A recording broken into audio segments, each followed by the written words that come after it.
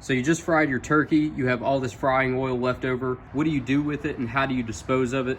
So you've got a few options, but first, do not pour it down the drain. That can clog your pipes, cause all kinds of environmental problems. If you have a septic tank, it can cause problems with that. So just do not pour it down the drain. And for a lot of the same reasons, don't just pour it out into your yard. Bad for the environment, etc. Before you do anything with it, obviously let the oil cool down to room temperature before you handle it. So one option is you can reuse the oil if it hadn't gone bad.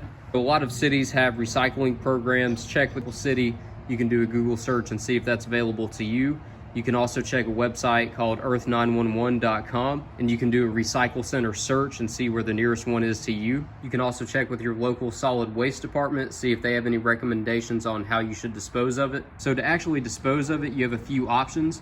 You can pour it back into the container it came in, throw that in a garbage bag, put it in the garbage can. That's one way to do it. Some people will mix it with cat litter, sand, sawdust, something that will absorb that oil, and then put that in a garbage bag and throw it away. If you have enough room in your refrigerator or freezer, you can also put the oil in there, let it solidify, and then from there you can scoop that into a container and then put that in a garbage bag and throw it away. So that's a few ways you can dispose of your used oil. If you know of a better way that I didn't mention, leave me a comment below. Let me know if you know of a better way. I'm open to other suggestions and I'd love to hear your feedback. So I hope this helped give you some better ideas on how to dispose of your frying oil. Thanks for watching.